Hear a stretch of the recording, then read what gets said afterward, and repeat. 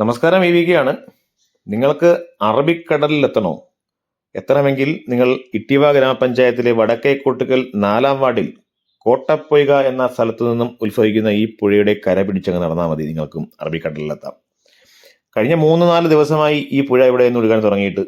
കഴിഞ്ഞ ഉണക്കുകാലത്ത് ഒരു തുള്ളി കുടിവെള്ളത്തിന് വേണ്ടി ഈ സ്ഥലത്ത് ആളുകൾ നെട്ടോട്ടമായിരുന്നു. എന്നിട്ടും പരിഹാരം ഉണ്ടായില്ല.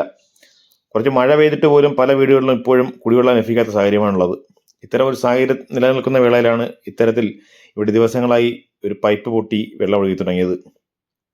ഈ കാര്യങ്ങൾ കൃത്യമായി ഇവിടെയുള്ള ആളുകൾ ബന്ധപ്പെട്ട ഉദ്യോഗസ്ഥരെ വിളിച്ചറിയിച്ചതും അവർ ഇവിടെ വന്ന് പോയതും ഒക്കെയാണ് എന്നാണ് ഇവിടുത്തെ ആളുകൾ പറയുന്നത്. ഈ വേണ്ടപ്പെട്ട ആളുകൾ ഇവിടെ വന്ന് പോയതിനു ശേഷവും ഈ അവസ്ഥ തന്നെ ഇവിടെ തുടരുകയാണ്. അത് വീണ്ടും അവിടെ വിളിച്ചവർ അറിയിച്ചപ്പോൾ അവർ പറഞ്ഞത് ഇതിൻ്റെ മെയിൻ വാൽവ് എന്തോ ബ്ലോക്ക് ചെയ്തിട്ടുണ്ട് എന്നുള്ളതാണ്. എന്തായാലും മെയിൻ വാൽവൊക്കെ ബ്ലോക്ക് ചെയ്തിട്ടും എത്തരത്തിലാണ് ഇങ്ങനെ വെള്ളം ഒഴുകുന്നതെന്ന് മനസ്സിലാവുന്നില്ല. എന്തായാലും എനിക്ക് മനസ്സിലാക്കാൻ കഴിയുന്ന ഒരു കാര്യമാണ്, ഇത് കേരളമാണ്, ഇവിടെ ഇങ്ങനെയൊക്കെ സാധിക്കും എന്നുള്ളതാണ്.